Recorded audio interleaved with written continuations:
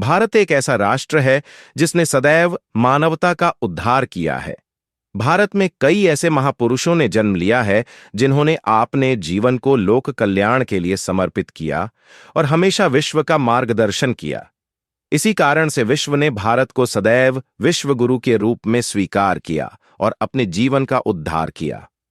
भारत में हर सदी में ऐसे महापुरुष हुए हैं जिन्होंने अपनी निस्वार्थ भावना का परिचय देकर सारे संसार का कल्याण किया।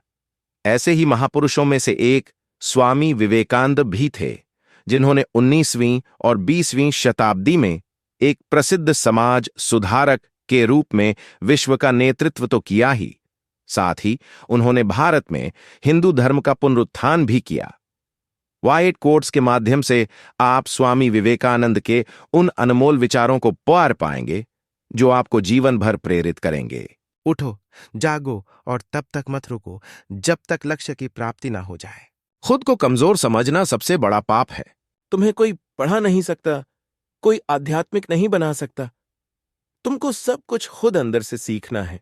आत्मा से अच्छा कोई शिक्षक नहीं है। सत्य को 1000 तरीकों से बताया जा सकता है, फिर भी हर एक सत्य ही होगा।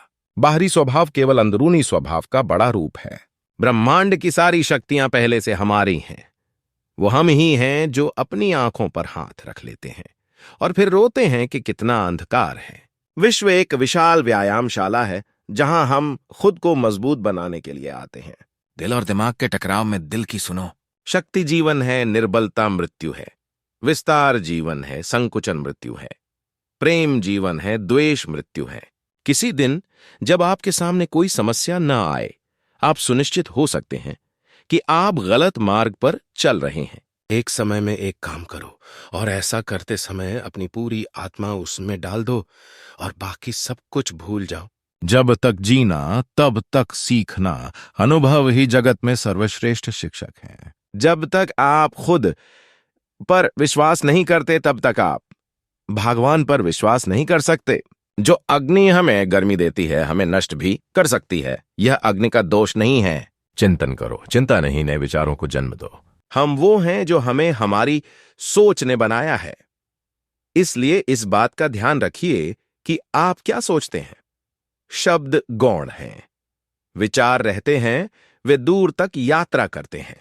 जैसा तुम सोचते हो वैसे ही बन जाओगे। खुद को निर्बल मानोगे तो निर्बल, और सबल मानोगे तो सबल ही बन जाओगे। कुछ मत पूछो, बदले में कुछ मत मांगो। जो देना है वो दो, वो तुम तक वापस आएगा, पर उसके बारे में अभी मत सोचो। जो कुछ भी तुमको कमजोर बनाता है, शारीरिक, बौद्धिक या मानसिक, उसे जहर की तरह त्याग दो। तुम फुटबॉल के जरिए स्वर्ग के ज्यादा निकट होगे बजाय गीता का अध्ययन करने के। वेदांत कोई पाप नहीं जानता, वो केवल त्रुटि जानता है। और वेदांत कहता है कि सबसे बड़ी त्रुटि कि तुम कमजोर हो, तुम पापी हो, एक तुच्छ प्राणी हो और तुम्हारे पास कोई शक्ति नहीं है और तुम ये वो नहीं कर सकते। किसी की निंदा ना करें। अगर आप मदद के लिए हाथ बढ़ा सकते हैं तो जरूर बढ़ाएं। अगर नहीं बढ़ा सकते तो अपने हाथ जोड़िए, अपने भाइयों को आशीर्वाद दीजिए और उन्हें उनके मार्ग पे जाने दीजिए। यही दुनिया है। यदि तुम किसी का उपकार करो तो लोग उसे कोई महत्व नहीं देंगे, किंतु ज्यों ही तुम उस कार्य को बंद कर दो, वे तुरंत तुम्हें बदमाश प्रमाणित करने में नहीं हिचकिचाएंगे। मेरे जैसे भावुक व्यक्ति अपने सगे स्नेहियों द्वारा ठगे जाते हैं। सच्ची सफलता और आनंद का सबसे बड़ा रहस्य यह है, वह पुरुष या स्त्री जो बदले में कुछ नहीं मांगता, पूर्ण रूप से निस्वार्थ व्यक्ति सबसे सफल हैं।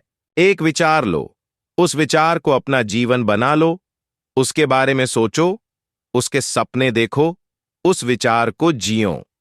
अपने मस्तिष्क, मांसपेशियों, नसों, शरीर के हर हिस्से को उस विचार में डूब जाने दो और बाकी सभी विचार को किनारे रख दो। यही सफल होने का तरीका है। क्या तुम नहीं अनुभव करते कि दूसरों के ऊपर निर्भर रहना बुद्धिमानी नहीं है? बुद्धिमान व्यक्ति को अपने ही पैरों पर दृढ़तापूर्वक खड़ा होकर कार्य करना चाहिए। धीरे धीरे सब कुछ ठीक हो जाएगा। जब लोग तुम्हें गाली दें तो तुम उन्हें आशीर्वाद दो। सोचो, तुम्हारे झूठे दंभ को बाहर निकालकर वो तुम्हारी कितनी मदद कर रहे हैं। हम जो बोते हैं वो काटते हैं। हम स्वयं अपने भाग्य के निर्माता हैं। जो सत्य है उसे साहसपूर्वक निर्भीक होकर लोगों से कहो, उससे किसी को कष्ट होता है या नहीं। इस दुर्बलता को कभी प्रश्रय मत दो और ध्यान मत दो। सत्य की ज्योति बुद्धिमान मनुष्यों के लिए यदि अत्यधिक मात्रा में प्रखर प्रतीत होती है और उन्हें बहा ले जाती है तो ले जाने दो। वे जितना शीघ्र बह जाएं उतना अच्छा ही है। यदि स्वयं में विश्वास करना और अधिक विस्तार से पढ़ाया और अभ्यास कराया गया होता तो मुझे यकीन है कि बुराइयों और दुख का एक बहुत बड़ा हिस्सा गायब हो गया होता। यदि परिस्थितियों पर आपकी मजबूत पकड़ है तो जहर उगलने वाला भी आपका कुछ नहीं बिगाड़ सकता। हर काम को 3 अवस्थाओं से गुजरना होता है: उपहास, विरोध और स्वीकृति। अनेक देशों में भ्रमण करने के पश्चात मैं इस निष्कर्ष पर पहुंचा हूं कि संगठन के बिना संसार में कोई भी महान एवं स्थायी कार्य नहीं किया जा सकता। बॉय 8 कोट्स को सब्सक्राइब करें।